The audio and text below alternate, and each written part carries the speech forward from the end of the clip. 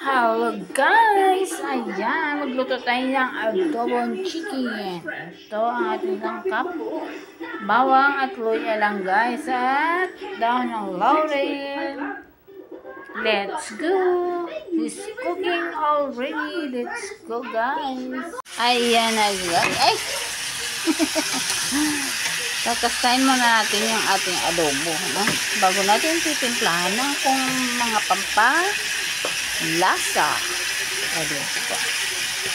Yummy yan. Lulutuin muna natin siya sa kanyang sariling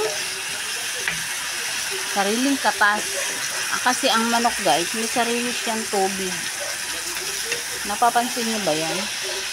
May sarili siyang tubig ang ating chicken. Diba guys?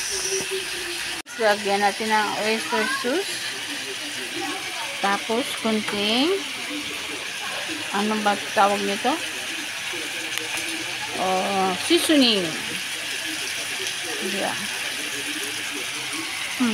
Ganyan ako mag-adobo guys.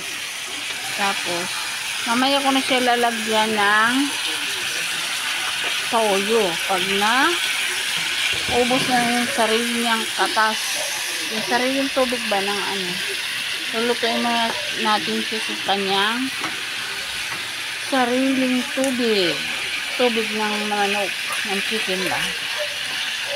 Okay guys, ganyan din ba kayo magluto? Thanks for watching guys. Yan si Mama Lynn. Taking time. Lalagyan na muna natin ng konting asin. Kasi ako mag-adobo guys ay ang pampakulay lang yung toyo. Toyo ay pampakulay. Kailangan natin pas yung lalagyan. Ito, tansya lang. Tansya lang. Tansya. Mamaya ko na siya lalagyan ng vinegar. Suka ba? Diba? May kasmikos muna ang iyong lola. Thank you for watching. Yan, mamaya ipakita ko sa inyo ang finished product ko. Nilagyan ko na siya ng tubig para lagyan natin siya ng pampalasa. Kailangan natin ito. Diba? Ano yan ay ating pampalasa.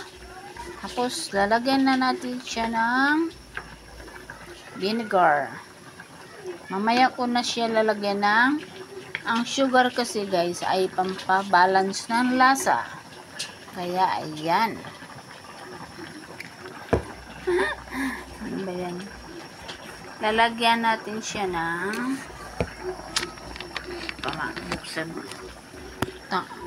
Kunting vinegar. Ayan. Diba? Tam-tam lang. Tam-tam. Thank you for watching.